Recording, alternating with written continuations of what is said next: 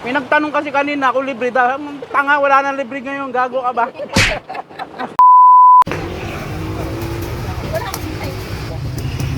Di ba yan? Meron pala ba? Oo, wala ba sa tulad? Ubusin mo muna. Ubusin naman nila nilagyan sticker.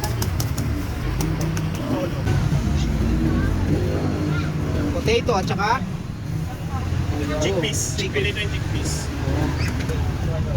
Sir, hanggang anong oras po kayo dito sa...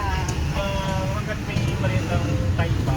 Kasi 6 o 7 dumadating. Kahit gabi. Nag-start Ang shop nyo ay yung store.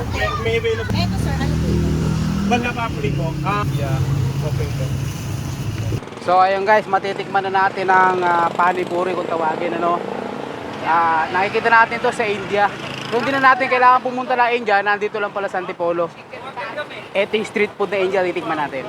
Libre? So wala na libre ngayon. So ito, papataan natin ngayon yan. Yung pinaka sauce nila. Siyempre, lalagyan din natin ng yung ano to. Wala na libre ngayon eh. Ayun. At saka yung ano, yung pinaka ano to, pinaka tubig nila. Yan, kailangan muna natin kainin. Ayan. Tapos, buo natin na kainin.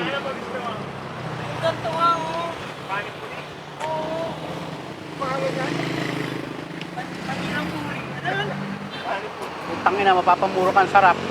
Sapay, sarap. Putang ina, sarap. Ayan o.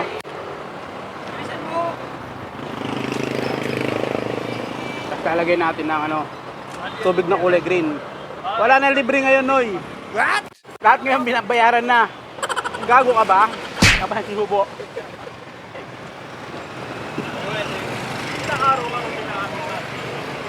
Ang sarap. Sarap, no?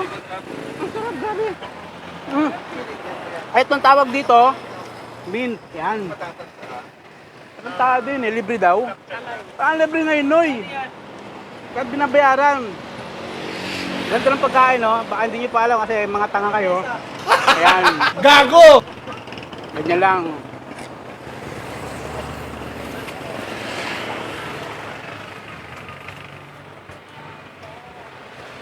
Sarap.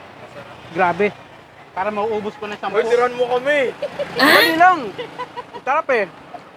Ayun no, mint. Yun no. May nagtanong kasi kanina kung libre daw. Tanga, wala nang libre ngayon. Gago ka ba? Gago! Libre daw to. Binayaran nga namin eh.